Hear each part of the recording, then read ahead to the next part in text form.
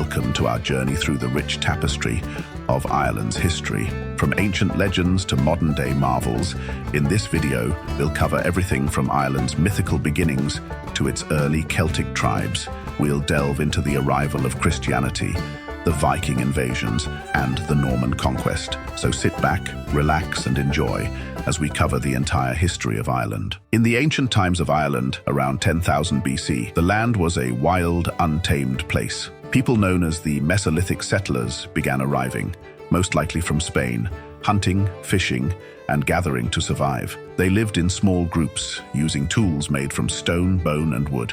Life was tough, but they thrived in harmony with nature, laying the foundation for Ireland's rich history. Fast forward to around 4000 BC, and Ireland was undergoing a major change, the Neolithic period.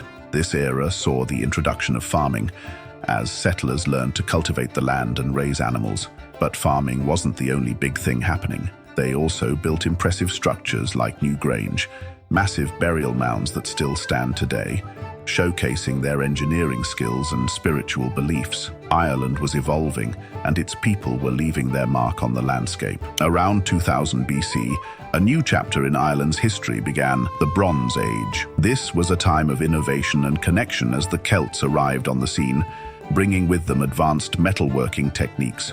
Bronze, a mixture of copper and tin, revolutionized tools and weapons, propelling Ireland into a new age of craftsmanship and trade. The land echoed with the clang of hammers on anvils as metal became as valuable as gold. By 500 BC, Ireland was entering the Iron Age, a period of profound change and cultural development. Celtic societies flourished, establishing intricate social structures and powerful chieftains. The landscape buzzed with activity as hill forts sprang up, offering protection and a sense of community.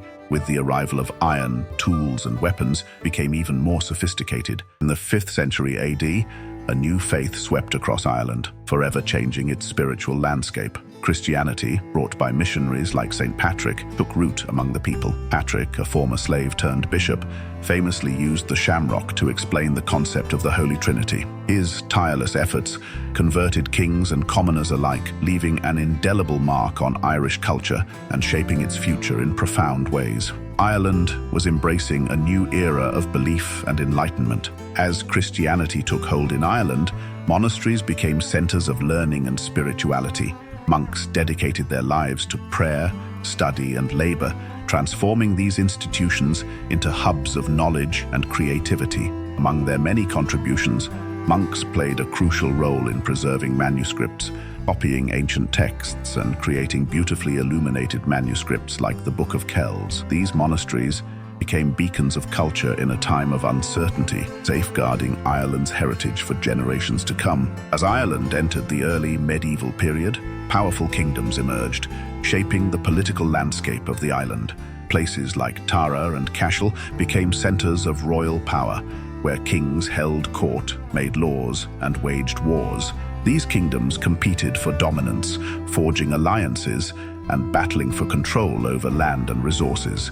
Amidst this turmoil, a complex tapestry of alliances and conflicts unfolded, leaving a lasting impact on Ireland's history and identity. In the 8th century AD, Ireland faced a new threat, the Vikings. These fierce warriors from Scandinavia raided Irish monasteries and coastal settlements, leaving destruction in their wake. But they didn't just bring chaos, they also established settlements like Dublin, Cork and Limerick, becoming part of Ireland's story. Over time, the Vikings integrated with Irish society, leaving their mark on language, culture, and trade. Ireland was changing as waves of invaders reshaped its destiny. In 1169, Ireland faced another invasion, this time from the Normans, led by Strongbow. With the support of the King of England, they conquered lands in eastern Ireland, establishing the Anglo-Norman Kingdom. This marked a significant turning point in Irish history, as Norman lords seized control of vast territories, introducing feudalism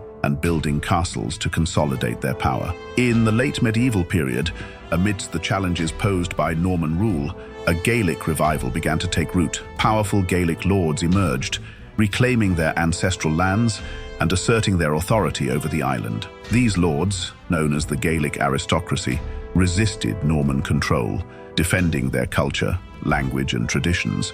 They built formidable strongholds like Bunratty Castle and Ross Castle, symbolizing their determination to preserve Gaelic identity in the face of external threats. In the 16th century, Ireland faced a new wave of conquest, the Tudor conquest. English monarchs sought to bring Ireland firmly under their control, leading to a series of brutal wars and campaigns. The Tudors implemented policies of plantation, redistributing land to English settlers and displacing native Irish populations. This period saw the establishment of plantation towns and the imposition of English law, religion, and culture. The plantation of Ireland profoundly altered the demographic and political landscape, leading to centuries of division and conflict. In the 16th century, the English Reformation had a profound impact on Ireland. As England broke away from the Catholic Church, Protestantism gained ground, leading to religious upheaval and conflict in Ireland. The English monarchy sought to impose Protestantism on the Irish population,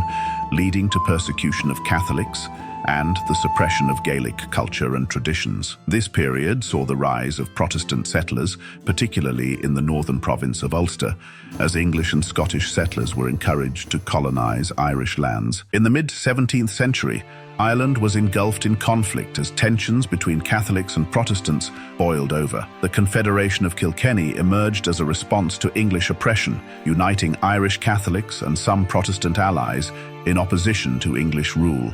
The Irish Confederate Wars erupted as the Confederates fought against the forces of the English monarchy and their Protestant allies. Despite initial successes, the Confederates were ultimately defeated, marking a devastating blow to Irish aspirations for self-rule. In the late 17th century, Ireland became the battleground for the Williamite War, also known as the Jacobite War in Ireland. This conflict erupted between the Catholic supporters of the deposed King James II and the Protestant forces loyal to the Dutch Prince William of Orange, who had assumed the English throne. The war culminated in the famous Siege of Limerick in 1691. The Treaty of Limerick was signed, allowing Catholic landowners to keep their estates and promising religious toleration. However, the terms of the treaty were ultimately broken, leading to further oppression of Catholics under English rule. In the 18th century, Ireland endured the imposition of the penal laws, a series of harsh statutes aimed at suppressing the Catholic majority and maintaining Protestant dominance.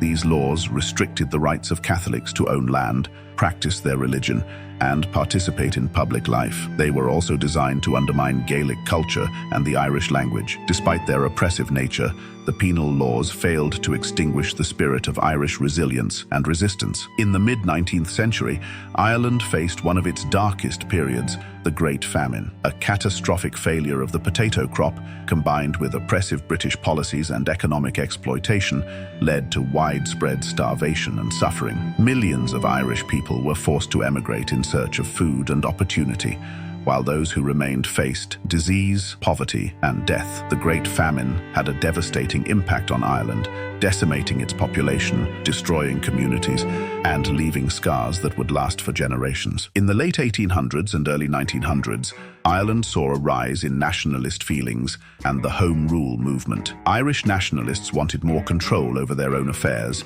separate from British rule. They aimed to have their own parliament within the UK, giving Ireland some self-governance while still being part of the British Empire. However, Unionists, mostly in the north and mainly Protestant, strongly opposed Home Rule. They feared it would mean a Catholic-dominated government and threaten their political and religious freedoms. Led by Edward Carson, Unionists organized against Home Rule, creating groups like the Ulster Volunteer Force, vowing to resist any attempts to enforce Home Rule.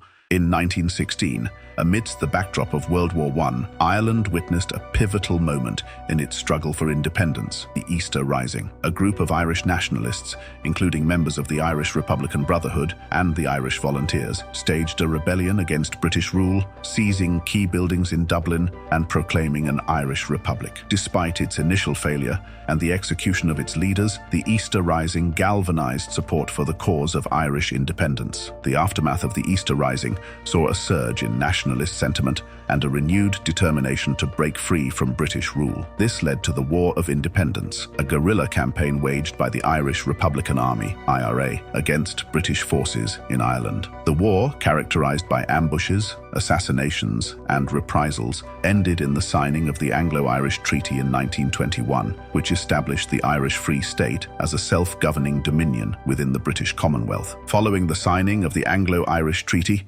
Ireland plunged into a bitter civil war. The treaty divided Irish Republicans, with some accepting the compromise of limited independence, while others saw it as a betrayal of their ideals. The conflict pitted pro-treaty forces who supported the new Irish Free State against anti-treaty Republicans who sought to establish a fully independent Irish Republic. Lasting from 1922 to 1923, the Civil War was marked by violence and atrocities on both sides. Ultimately, the pro-treaty forces emerged victorious. In the late 20th century, Northern Ireland was engulfed in a period of conflict known as the Troubles. This sectarian conflict, primarily between nationalist Catholics and Unionist Protestants, resulted in decades of violence, bombings, and political instability. The Troubles saw paramilitary groups on both sides engaged in a brutal campaign of bombings, assassinations, and street violence, claiming thousands of lives. Amidst this turmoil, efforts were made to broker peace and reconciliation.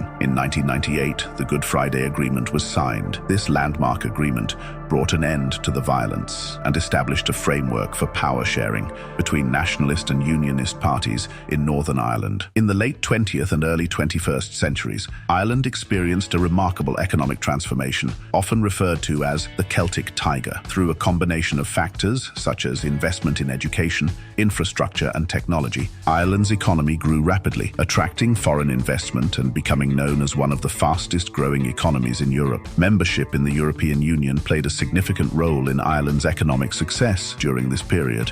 Access to EU funding, trade opportunities, and the single market helped drive Ireland's economic growth and modernization. Let's go back over what we covered in today's video. Prehistoric Ireland saw the arrival of early settlers and the rise of Celtic societies. The early medieval period witnessed the spread of Christianity and the establishment of monasteries. High medieval Ireland was marked by Norman invasion, Gaelic revival, and Tudor conquest. Early modern Ireland faced challenges like the Great Famine and struggles for independence. In the modern era, Ireland underwent significant political and economic changes, including partition and the Troubles. Thank you for joining us on this fascinating journey through the history of Ireland. If you enjoyed this video and learned something new, we'd appreciate it if you could like, share, and subscribe for more captivating history content. Your support helps us continue to explore the stories that shape our world.